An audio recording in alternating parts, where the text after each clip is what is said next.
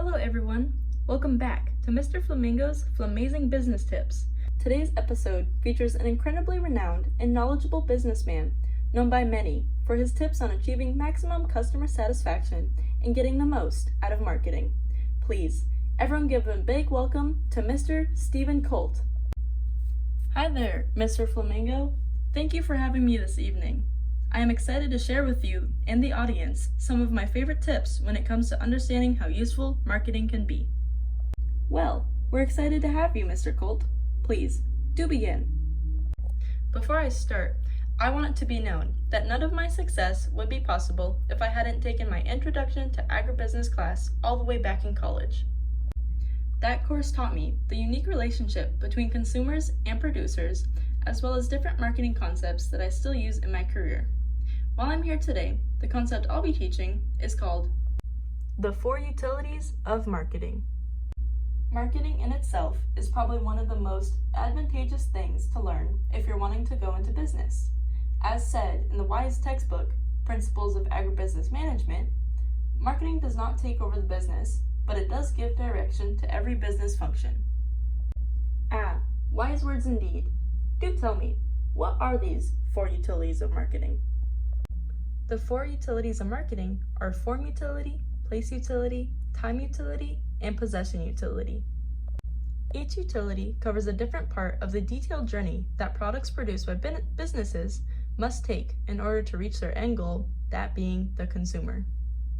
Now, in the start, you mentioned customer satisfaction, right?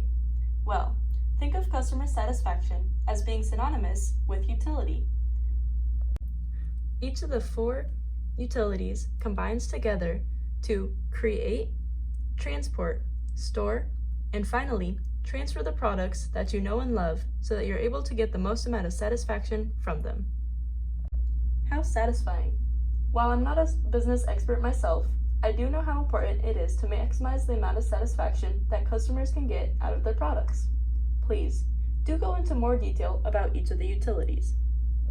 No problem, Mr. Flamingo. The first is form utility.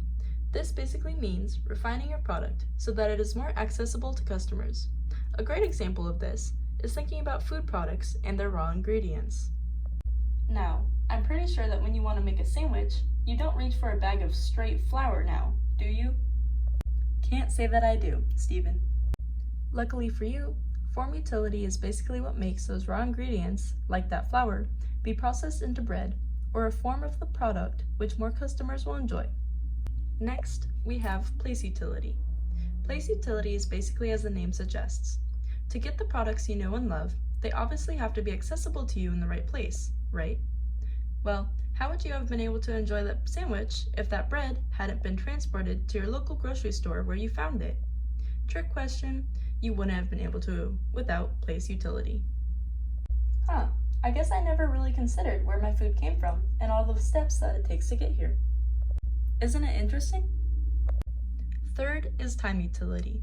That bread had to have been stored somewhere before it got to your grocery store, right?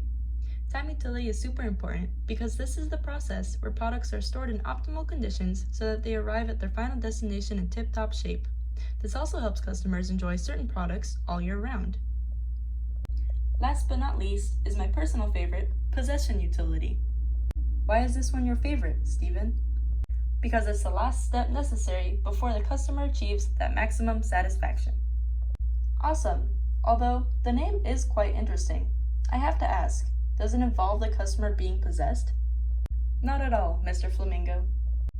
Possession utility is talking about possession in the sense of handing over ownership of the product to the consumer after a purchase or exchange has been made.